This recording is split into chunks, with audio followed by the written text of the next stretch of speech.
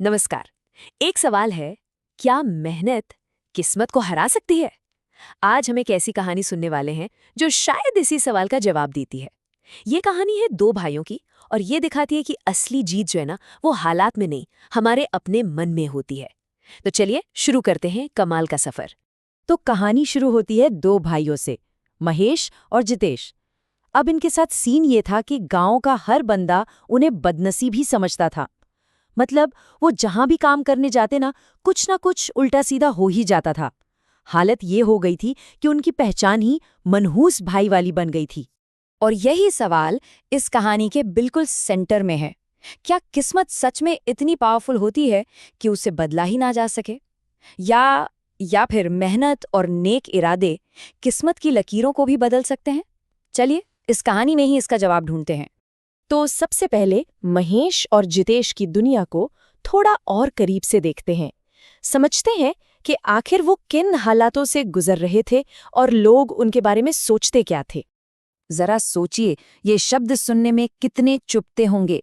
ये आवाज है उनके मालिक जमींदार करमचंद की। और ऐसे ही कड़वे ताने सुनना ना, जैसे उनकी किस्मत बन गई थी। उन्हें हर काम से बस इसी तरह निकाला जाता था, ये बोलकर कि तुम्हारी वजह से सब सत्यानाश हो रहा है। अच्छा, ये कोई एक दो बार की बात नहीं थी, ये तो एक साइकिल बन गया था। कहीं खेत में फसल खराब हो जाती तो कहीं सब्जियों में कीड़े लग जाते। अरे एक जमीन तो बंजर ही हो गई। हद तो तब हो गई जब वो एक चाय की टपरी पर काम करने गए और अगले ही दिन वो भी बंद हो गई। बस इन्हीं सब घटनाओं ने गांव में उनकी बदकिस्मत वाली इमेज को और भी पक्का कर दिया था। और जब ऐसा लगा ना कि अब तो खोने के लिए कुछ बचा ही नहीं, किस्मत ने उन्हें पूरी तरह से हरा दिया है। ठीक उसी पल उनकी असली परीक्षा शुरू हुई। उस रात तो कुदरत ने भी जैसे उन पर कहर ढाया। एक जोरदार तूफान आया और उनकी वो कच्ची सी झोपड़ी, उसकी छत बस देखते ही देखते नीचे आ गिरी।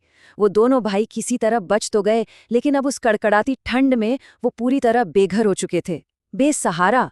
उस अंधेरी और ठंडी रात में जब एक भाई की हिम्मत जवाब देने लगी, तो दूसरे को अचानक अपने पिता की एक बात याद आई।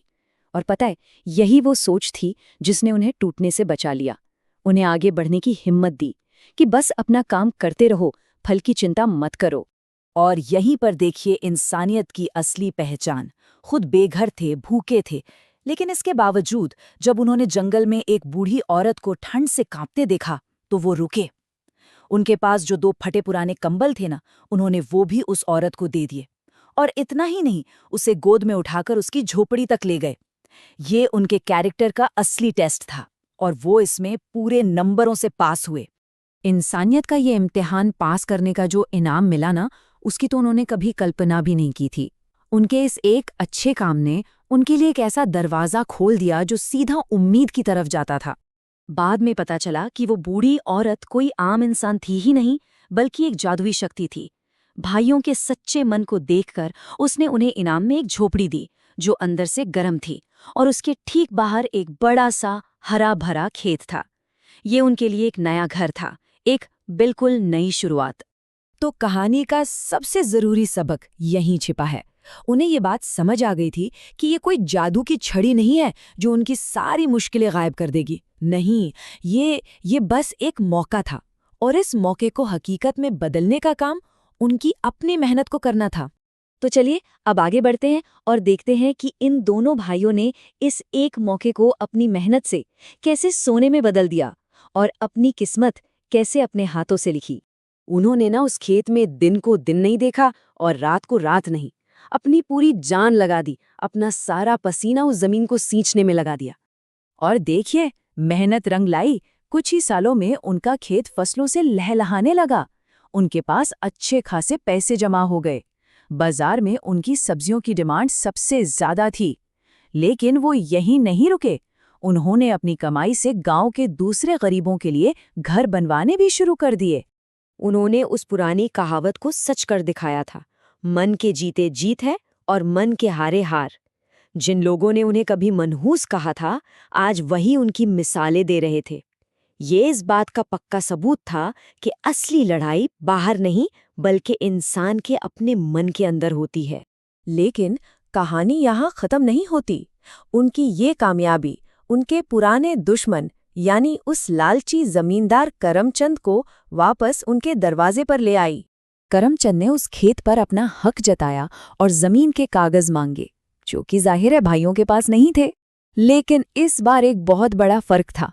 करमचंद अकेला था अपने लालच और घमंड के साथ, और दूसरी तरफ थे महेश और जीतेश, जिनके साथ उन सब लोगों की ताकत थी जिनकी उन्होंने कभी मदद की थी। उनकी असली कमाई क्या थी? वो पैसा नहीं था, वो थे ये लोग, गांव के मजदूर, किसान, व्यापारी, और तो और वो नौजवान जिन्हें उन्होंने पढ़ाया लिखाया था। ये सब के सब उनके लिए एक ढाल बनकर खड़े हो गए। उनकी नेकी ही उनकी सबसे बड़ी ताकत बन गई थी। तो आखिर में ये पूरी कहानी हमें सिखाती क्या है? इसका सबसे बड़ा सबक क्या है जिसे हम अपनी जिंदगी में भी अपना सकते हैं? जब गांव वालों ने उनका शुक्रिया अदा किया तो महेश ने एक बहुत गहरी बात कही। उसने कहा, हमने कुछ नहीं किया, हमने तो बस एक मौका दिया है। उस मौके को मेहनत करके आप सब लोगों ने भुनाया है। मतलब उन्होंने अपनी कामयाबी का क्रेडिट खुद नहीं लिया, बल्कि सबको उनकी अपनी मेहनत की याद दिलाई। अगर इस पूरी कहानी का निचोड़ एक लाइन में निकालना हो तो वो बस एक ही बात है कि मेहनत का फल हमेशा मीठा होता है। हो सकता है थोड़ी देर लगे, रास्ते में मुश्किलें भी बहुत आएं, लेकिन आखिर में नतीजा हमेशा अच्छा ही होता है। और अब जाते जाते एक सवाल सबके लिए, इस कहानी से प्रेरणा लेकर जरा सोचिए, अपनी जिंदगी में वो कौन सा एक कदम हो सकता है जिसे उठाकर हम अपनी मेहनत को अपनी किस्मत से ज्यादा ताकतवर बना सकते हैं। इस पर विचार जरूर कीजिएगा।